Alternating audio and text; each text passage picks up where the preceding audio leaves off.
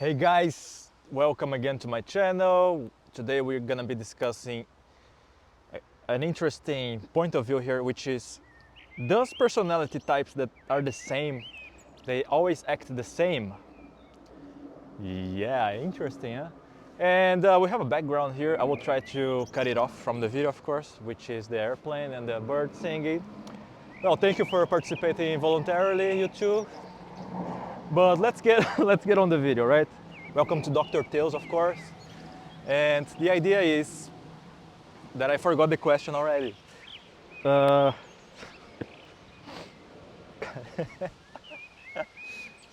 too much, too much input on my senses here. See? Uh-huh. Does the personality types always act the same? No, it doesn't. They don't. They don't. All right. They don't. Why not? Because let's look at the personality types as a tool. All right. You have 4 tools inside of your main personality, and those are the cognitive functions. So those are tools to gather information and to take decisions, right? And to act in the world as well. So if I give you a tool, the same tool, to go, do a gardening thing, a gardening job, and then I give myself the same tool, right? It's the same tool. But the idea is that you will be in a garden in Japan and I will be in a garden in Africa, somewhere in Africa, all right? So the results will be the same? Of course not, because the garden is different, okay? The idea is that our personalities are tools, are systems, but it depends a lot of the input we are receiving. So depends a lot of our environment as well. This is called the nature, right? We have nature and nurture. That's the difference. Nature being our personality types, we are born with it, with this system, but the nurture is like the information we gather from our surroundings, our environment. And when you are gathering different information, it you obviously have different results, right? And this might, for example, make you. Let me see another example.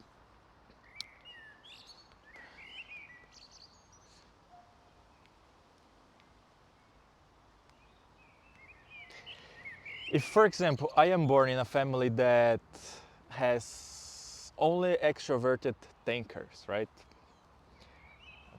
And I am introverted thinker user, it is highly probable that I will develop well this tool, this cognitive function, all right? Because I don't have parents competing with me, right? They are actually complementing me. So this might be a scenario where you would develop this tool more than others. Let's take the case of an INFJ. So an INFJ is born with 2 parents that both have extroverted thinking.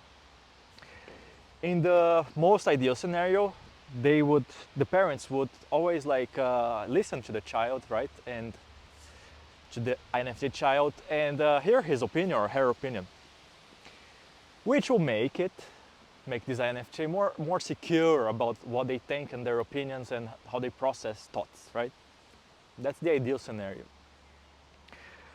So it will lead this INFJ to develop their mental skills and opinions further compared to the scenario number 2, which would be an INFJ child is born and both parents maybe have also introverted thinking.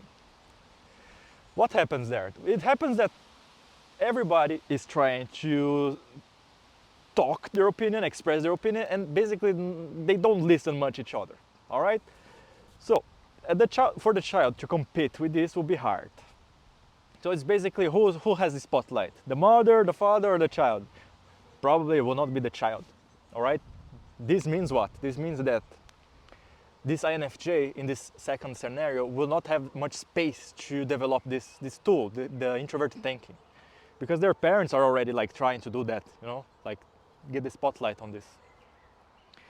Which leads us to you know, certain INFJs can be more secure in expressing their ideas and others don't. Others can be very shy. So in a way, it really depends a lot on how you grow up, how your environment, you know, brought you to this life and stuff. On the other hand, of course, there are patterns that are inherent to each personality type, such as in the INFJ case, for example. They are aware of what they think. They are aware of their opinion about stuff.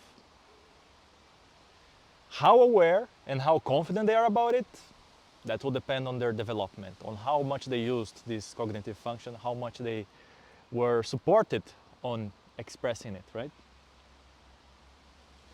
But they are aware of it.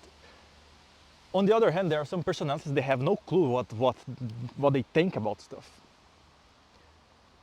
Also for feeling is the same idea, right? So if you are born in a scenario where your surroundings care about your feelings and you are an introverted feeling user, you will develop this function very well. You will be very comfortable with how you feel about stuff and maybe even expressing how you're feeling, right? Because your parents or your environment, the people that you grew up with, always paid attention and validated this cognitive function of yours. The opposite, when you are born or you grow up with people that have the same cognitive function, they are competing with you, so you don't have much stage for you to practice, right? Because they are already in the stage doing their show, right? That's the point. So it will come to a point of how did you grow up, basically. We can talk much more about this, but from the framework of MBTI, analytical psychology, that's a good explanation for the beginning right now. We can always discuss about genetics and stuff, but yeah, that's another topic. Thank you for this question, I really appreciate it. Thank you for staying here until here to Dr. Theus. This video was amazing, I like it. Please comment, share your doubts, your questions, and your feelings, and your thoughts, and your complaints, and everything, so we can continue discussing. See you on the next video.